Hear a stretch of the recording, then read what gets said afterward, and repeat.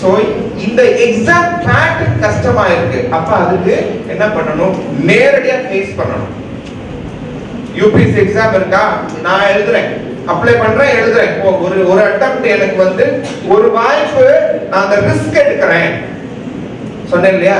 Risk எடுக்கவே மாட்டேன் அப்படின்னு சொல்றது வாழ்க்கையில பெரிய ரிஸ்க்னு சொன்னேன் இல்லையா? ஒரு தடவை நான் யூபிஎஸ்சிக்கு அப்ளை பண்றேன், என்னதான் நடக்குது அப்படின்னு பாக்குறேன். தைரியமா போய் நில்லுங்க.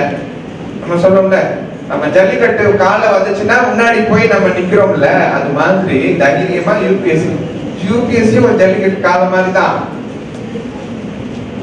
அது கால மாதிரி வராது, சைலண்டா கொரோனா மாதிரி வரும்.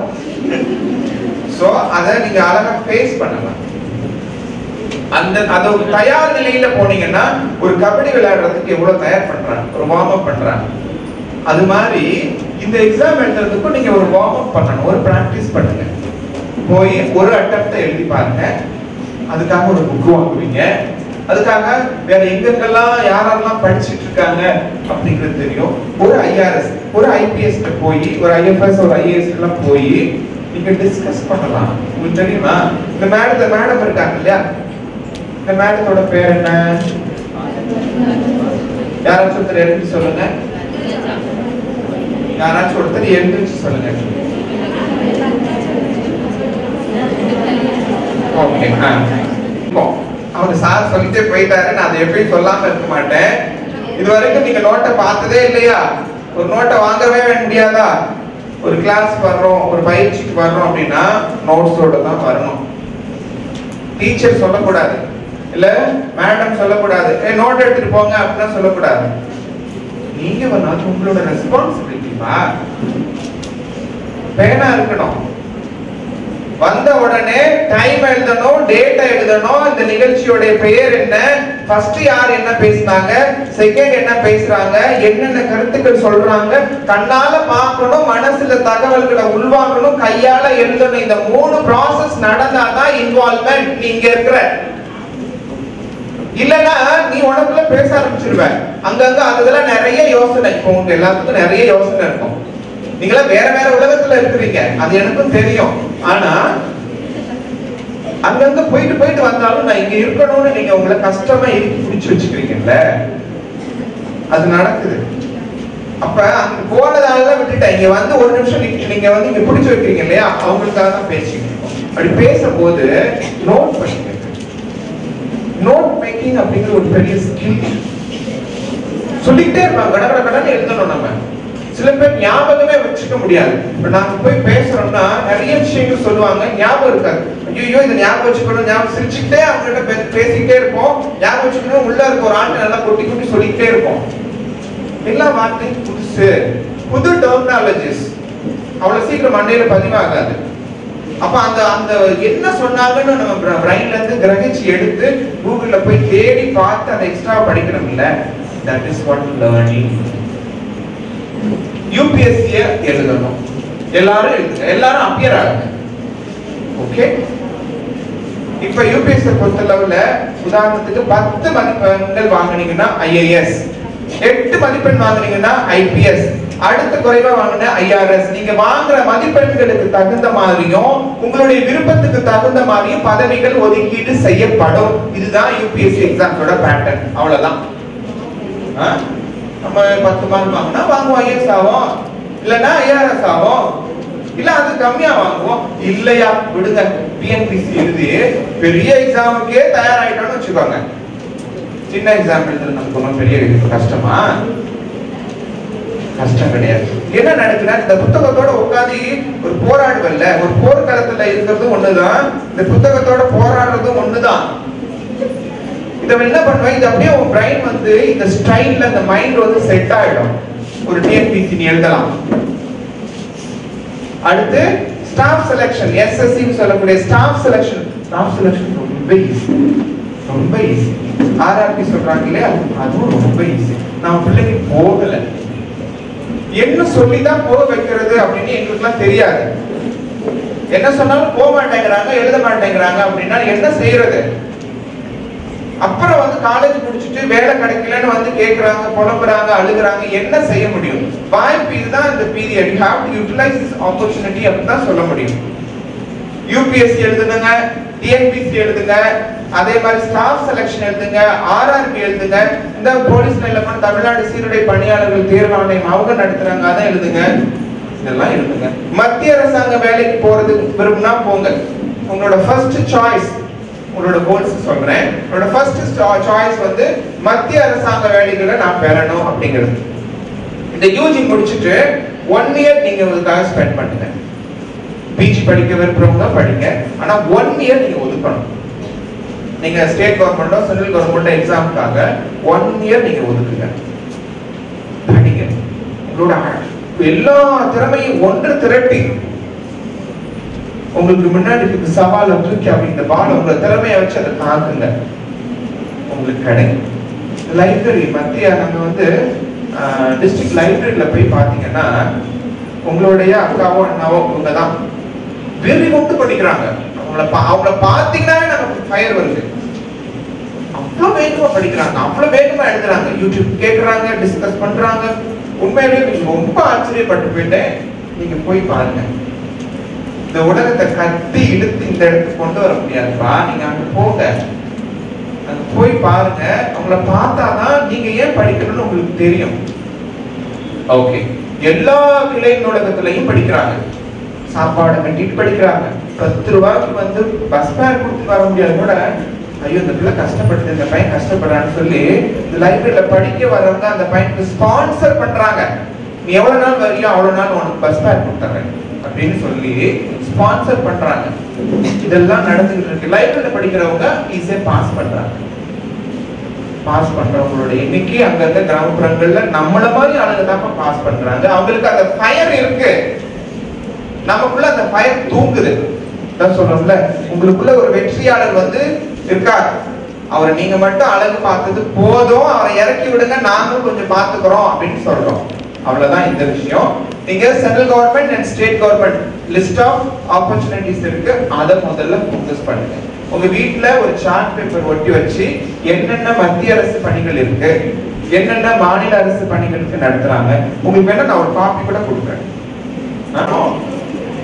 வேலைக்கு போய் ஒரு 10 வருஷம் வேலை பார்த்ததுக்கு அப்புறம் அந்த வேலை பிடிக்கல அப்படின்னு நிறைய தொழிலுக்கு வர்றாங்க, முதலாளியா ஆகிறாங்க. முதலாளிங்கிறது யாரு? முதல் போட்டு முதலை ஆள்பவர் முதலாளி, உழைப்பை கொடுப்பவர் உழைப்பாளி, அறிவை கொடுப்பவர் அறிவாளி. தானே? சோ இன்னைக்கு ஏன் இவ்வளவு தமிழ்ல பேசுறோம்னா, இன்னைக்கு உலக தாய்மொழி தினம்.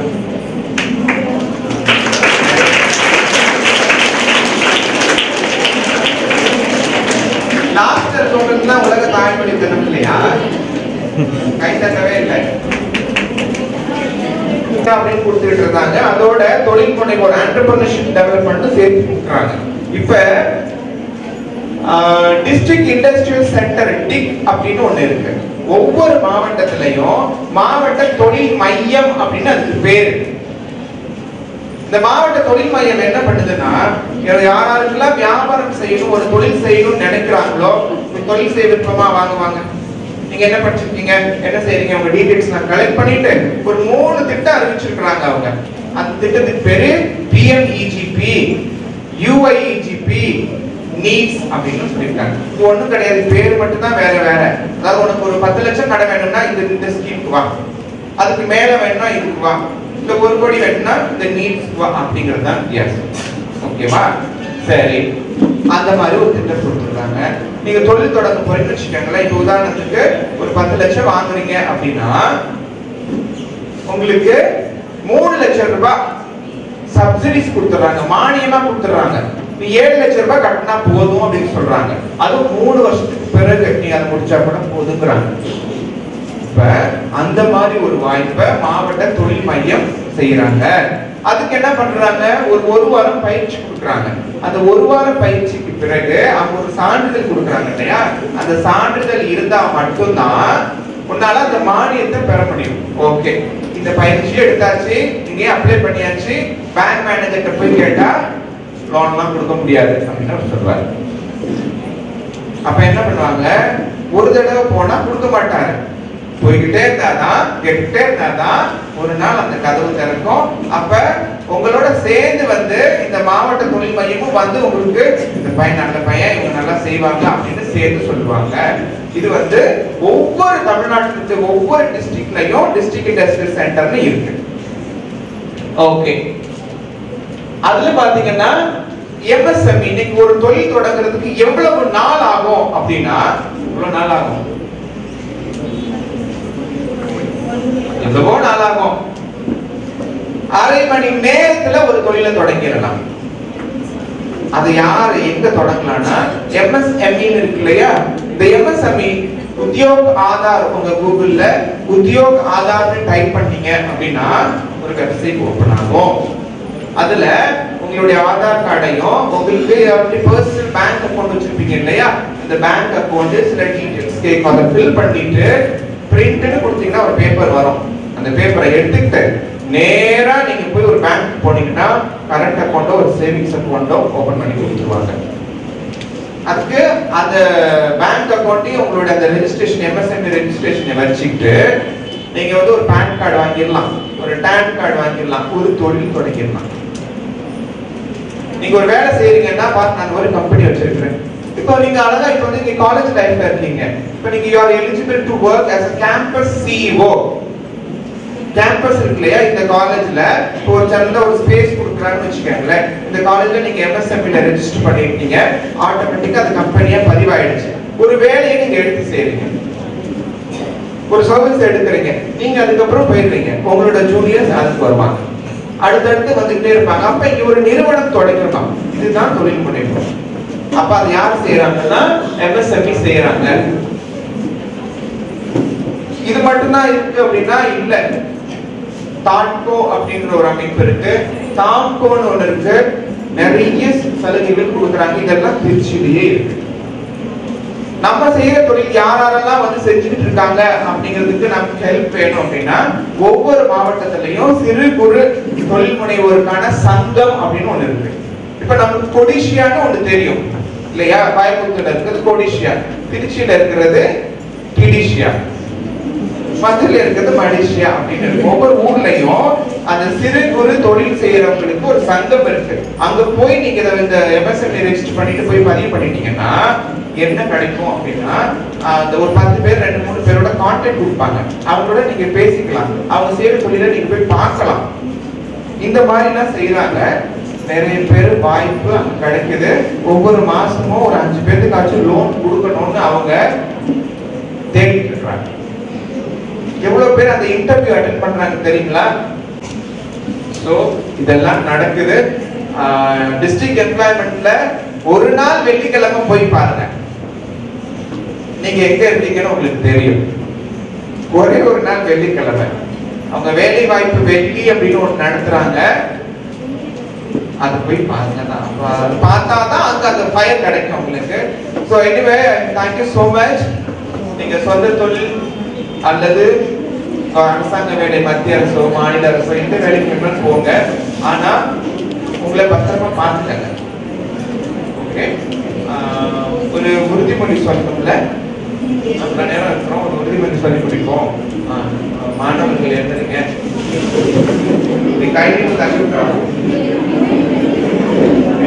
நான் நன்றாக படிப்பேன், அதிக மதிப்பெண்கள் எடுப்பேன்,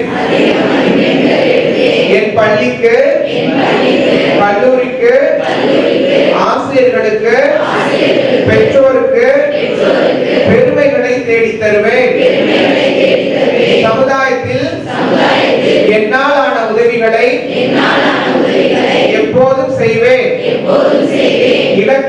இலக்கை நோக்கி எப்போதும் முன்னேறுவேன், அலட்சியம் என்பது என் வாழ்வில் எப்போதும் இருக்காது.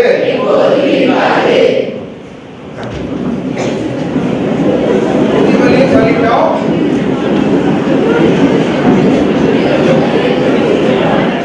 முதல் மாச சம்பளத்துல அம்மாவுக்கு ஒரு சேலையும் அப்பாவுக்கு ஒரு வேட்டியும் வாங்கி கொடுக்கணும். அதுதான் உன்னுடைய கனவு, அதான் உன்னுடைய இலக்கா இருக்கும்.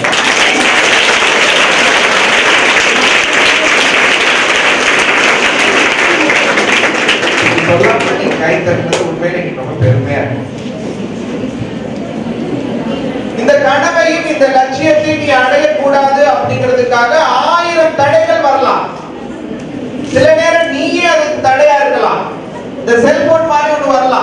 நிறைய கெட்ட பழக்கங்கள் மாதிரி வரலாம். எத்தனையோ விஷயங்கள் நீ அந்த இலக்கை அடையக்கூடாது அப்படிங்கிறதுக்காக 1000 தடை வரலாம். அந்த அத்தனை தடைகளையும் தாண்டி யார் ஒருவர் தன்னுடைய இலக்கை அடைகிறாங்களோ அவங்களுக்கு தான் அந்த வெற்றி வசப்படும். வாழ்க்கை என்பது இறுதியில் கிடைப்பதில்ல வெற்றி. நம்ம நகர்ந்து போய்கிட்டே இருக்கிறது, அந்த செயலை செஞ்சுக்கிட்டே இருக்கிறது தான் வெற்றி. சோ அந்த வெற்றியை நீங்க சீக்கிரமா அடையணும். ஏன் ஒரு வேட்டி சேலைன்னு சொல்றோம் அப்படின்னா, எத்தனையோ புடவைகள் இருந்தாலும் அம்மாவுக்கு ஒரு கல்யாண சேலைன்றது ரொம்ப ஸ்பெஷல். எத்தனையோ வேட்டி விளம்பரங்கள்லாம் இன்னைக்கு வந்துருச்சு. எத்தனை வேட்டி இருந்தாலும் அப்பாவுக்கு கல்யாண வேட்டிக்கு ஒரு ஸ்பெஷல். அடுத்த ஒரு விஷயம் என்னன்னா, என் பிள்ளை வாங்கி கொடுத்த இந்த ட்ரெஸ், இந்த சேலை என் பிள்ளை வாங்கி கொடுத்துருக்கு, என் பையன் வாங்கி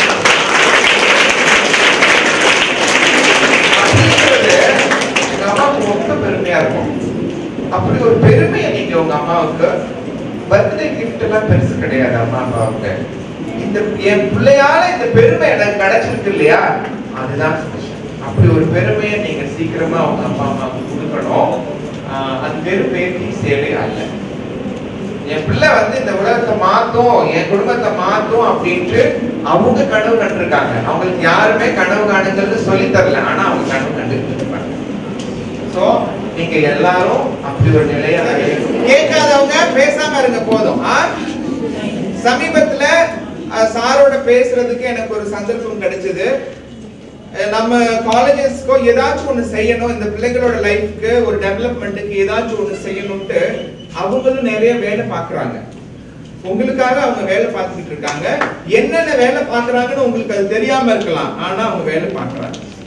சோ அதுக்கு கூடுமான அளவு உங்களோட ஒத்துழைப்பு ரொம்ப அவசியம். நீங்க இப்ப அடுத்தடுத்த காலகட்டத்துக்கு இப்ப நிறைய புது பிள்ளைங்க வருவாங்க, நீங்க இங்க இருந்து போவீங்க. அடுத்து நிறைய விஷயங்களை நீங்க பாசிட்டிவா ஸ்ப்ரெட் பண்ணுங்க. உங்க அளவுக்கு வசதி இல்லாத பிள்ளைங்களும் படிக்கிறதுக்கு வாய்ப்பு இல்லாத பிள்ளைங்களும் அங்கங்க இருக்காங்க. அவங்களுக்கு சொல்லணும், நீங்க இந்த காலேஜ்ல எத்தனையோ நல்ல விஷயங்களை எடுத்திருக்கீங்க, எடுக்காமலாம் கிடையாது. நிறைய நல்ல ஃப்ரெண்ட்ஸ் கண்டுபிடிச்சிருக்கீங்க இல்லையா, அவங்க எல்லாம் இங்க வந்தனால தானே கிடைச்சிருக்காங்க. வெளியிலயும் நல்ல ஃப்ரெண்ட்ஸ் தேவைப்படுறவங்க இருக்காங்க. இந்த ஸ்கூல்ல படிக்கிறவங்கள இங்க வந்து ஃப்ரெண்ட் ஆக வேண்டிய நேரமும் தருணமும் வந்துருச்சு. சோ நீங்க அதுக்கு உங்களால முடிஞ்ச ஒத்துழைப்பையும் கொடுங்க. அது என்ன ஒத்துழைப்புனா, நீங்க நல்லா படிச்சாவே போதுமானது, நீங்க நல்லா டெவலப் பண்ணினாவே போதும், வேற ஒண்ணும் செய்ய வேண்டாம். அப்படிப்பட்ட ஒரு வாய்ப்பை சீக்கிரமா வரணும். உங்களுக்கு இங்க உட்கார்ந்து இருக்கிற ஒவ்வொரு ஸ்டூடெண்ட்டுமே அலட்சியத்துல இருந்து ஆங்கிற ஒரு எழுத்தை நீக்கின நபர்களா மாறணுங்கிறதுக்காக தான் நாங்க இவ்வளவு பேசுறோம். ஏமாற்றத்துல இருந்து ஏங்கிற ஒரு எழுத்தை நீக்கணுங்கிற நபர்களா மாறணுங்கிறதுக்காக தான் பேசுறோம். ஒரு எழுத்தை நீக்கும் போது அலட்சியம் லட்சியமா மாறுது, ஏமாற்றம் மாற்றமா மாறுது. அந்த மாற்றத்திற்கான நாள் இன்னைக்கு தான். தேங்க்யூ.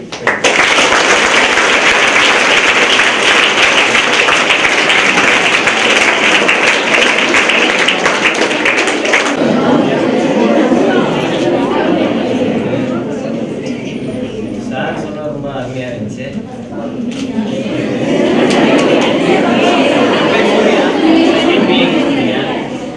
எக்ஸாம்லாம் ஒன்று ரெண்டு எழுதிருக்கீங்க, ஃபெயில் ஆகிட்டேன், பரவாயில்ல. இதனால எல்லாம் ட்ரை பண்ண சொல்கிறாங்க, சும்மா எழுதி தான் பார்ப்போமே, ஈஸியாக தான் இருக்குமா?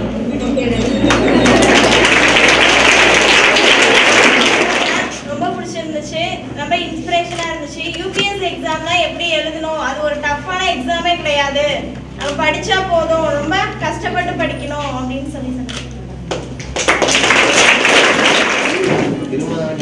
என் பேர் M Sony Meena, 3rd BSc மேக்ஸில் படிக்கிறேன். இப்படி ஒரு நல்ல ஆப்பர்ச்சுனிட்டியை நமக்கு ஏற்படுத்தி தந்ததுக்கு நம்ம நிர்வாகத்துக்கு பெரிய தேங்க்ஸ் சொல்லிக்கிறேன். நிறைய அட்வைஸ் பண்ணாங்க. இது வரைக்கும் நீங்கள் கேட்டிருக்கவே மாட்டீங்க, அந்த மாதிரி நிறைய அட்வைஸ்லாம் கொடுத்தாங்க. அதை இன்னையோட விற்றாம லைஃப்பில் நீங்கள் போகிற எல்லா தூரத்துக்கும் எடுத்துகிட்டு போய் எல்லா இடத்துலையுமே சக்ஸஸ் பண்ணுங்கள்.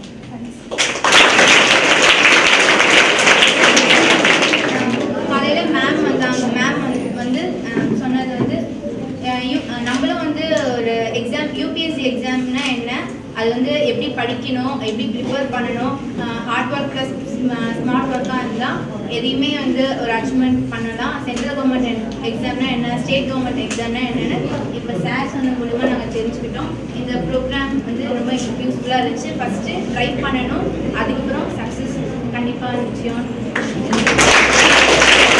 என் பேர் மோனிகா பாரி, நம்ம வந்து அகாடமியில் ஜாயின் பண்ணி படித்தா மட்டும் ஒரு கோலை வந்து நம்மளால் மீட் பண்ண முடியாது, அச்சீவ் பண்ண முடியாது. நிறையா வந்து நம்ம லேர்ன் பண்ணிக்கணும். News paper, library, 6th to 12th வரைக்கும் இருக்கிற புக்ஸு, இது மாதிரி எக்ஸ்ட்ரா நம்ம வந்து படிக்கணும். ஒரு இன்ஸ்டிடியூஷனில் ஜாயின் பண்ணி நம்ம படித்தா மட்டும் பத்தாது, நம்ம நிறையா தெரிஞ்சுக்கணும், நியூஸ் பார்க்கணும், இது மாதிரி நிறையா சொன்னாங்க.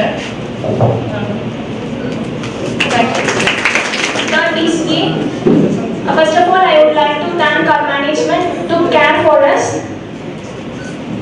I think you can clap.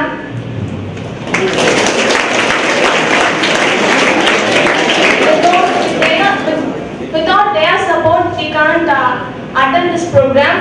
First of all, thank you. Then they told there are various exams. Only thing we have to do is we should explore our talent, then success yours. Thank you.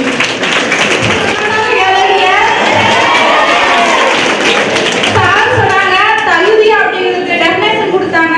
தாங்கிறது தகவல், கூங்கிறது குறிக்கோள், தீங்கிறது திறமை அப்படிங்கிறது வந்து எனக்கு ரொம்ப இன்ஸ்பயரான வார்த்தையா இருந்துச்சு. அப்புறமேட்டுக்கு நேரம் அப்படிங்கிறதே வந்து நம்ம ஒழுக்கத்தை கடைபிடிக்கணும் அப்படின்னு சொல்லி நமக்கு ரொம்ப இன்ஸ்பயரா சொல்லியிருக்காங்க. நேரத்துல எப்படி ஒழுக்கத்தை கடைபிடிக்கணும்னா ஒரே மாதிரியாக ஒரு வேலையை தொடர்ந்து செஞ்சோம்னா அதுதான் ஒழுக்கம் அப்படிங்கிறத தெளிவா புரிய வச்சாங்க. Thank you sir. மேடம் சொன்னாங்க யூபிஎஸ்சி எக்ஸாம்ல மார்க் வைஸா பேஸ் பண்ணி தான் அவங்களுக்கு ஜாப் கொடுப்பாங்க. ஆனா எனக்கு இதுக்கு முன்னாடி தெரியாது. சரி யூபிஎஸ்சி எக்ஸாம் இருக்குன்னா கண்டிப்பா ஐஏஎஸ் ஜாப் கிடைக்கும் அப்படின்னு நினைச்சேன். ஆனா மேம் சொன்னதுக்கு அப்புறம் தான் தெரியுது மார்க் வைஸா யூபிஎஸ்சி அப்புறம் ஐஆர்எஸ், ஐஎஃப்எஸ்சி இந்த மாதிரி எல்லாம் வேலை கிடைக்கும்னு. உங்கள